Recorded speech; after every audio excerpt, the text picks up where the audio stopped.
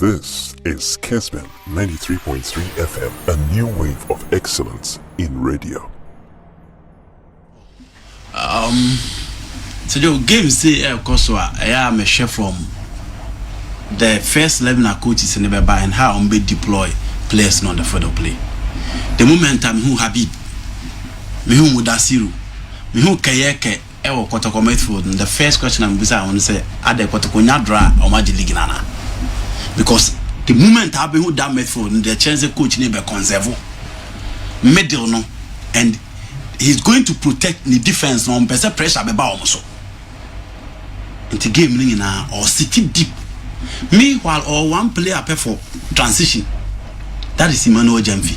And say Joe, House of Folk made for the normal consistent. They know the template is there. Say anya nete and Sabuchi. Say anya Salif Ibrahima Manaf Umar into who template no. Say anya Patrick Razak Isaac Mensa. Into the moment who got to commit for names. You are playing against this House of Folk made for that. Say Joe. In as much as a bit of creativity, no, their main creative spark, Branty FN, Salif Ibrahim. Until you only play a holder to cancel him. Just like the house against Olympics, or one day to cancel glass now, playing out of the game. Until I was so surprised. Same who said Coach FN Mariano Barreto about that midfield. And that midfield next to say too deep. Kayaka played well in the first half, but so there. In disciplinary level of Mudasiru tactical, Bibia just the progressive play and the transitional coach in the Chinese and one to me and he made for. Again, you see the video no highlighting such a coin transitional. Jamfi ebe boxo and then you give it to Abranti Ifeno, Patrick Asma. But so share how Abranti Ifeno Patrick Razak and run his recovery and see what his support of Fatao on the run. Fatao will be himself when it comes to experience in the Kotoko half games. Ubetin Diamond. Until he was solid in the first half, and so anymore. He was the only channel of supply in the House of Folk team in the first half, especially pair their defenders. And to say about Fabio Gama say on the lines now, knowing the House of Folk defense almost give you chances, but the Corbin on first will give you chances. This is oppressive almost so high. But so here, Roberta Dusua, Muhammad Alassa, they had an off day. Aduma Konkwana ne try so best topo. A radio vocal and such a radio vocal play now no he played with a restricted move in the second half no Obanenim omo catch and say game omo against Lagos City no Obanenim bia na jona so tuko fanati and kotoko fat wingers so decided say Obanenim omo betwa ball na to na chi amanyema nkoye mfama no into a radio vocal he stayed too deep, he defended his lines, he cleared his line and he made sure say Aduma could not any chance be from him, and that was solid per the instruction given by Coach Samobodu. Almost two center backs there said West be and to describe and improve Mohamed Alassa. Roberta Dusua can have several times from Frank Nuttall be seen there. Coach be about starting from bench, but in the second round, anytime when the base we have very solid. But all in all, there was no player to press him. There was nobody to press the back four of Hasufu. Fabio Gama and that works to do. We need that endurance. I will need that condition. How they be pressing into here. Half 4 and 5 they had an off day.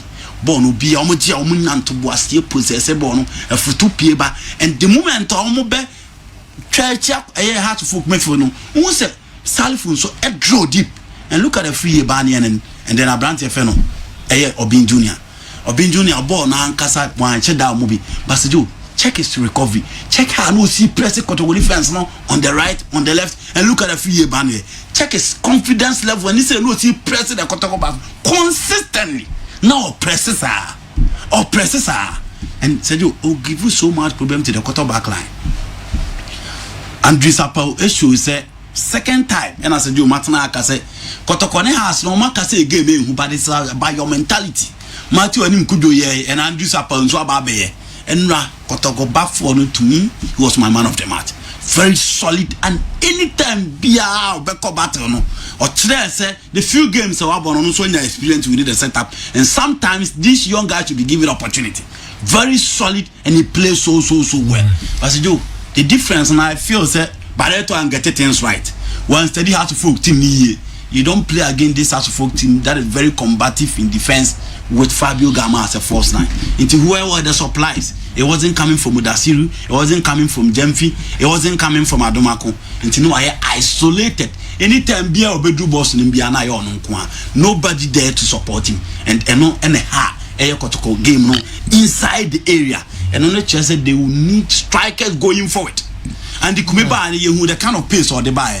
But after Kwame Poku's Taylor buy and want me and fashion I'm Kotoko in this particular game, Taylor currently and Kobe.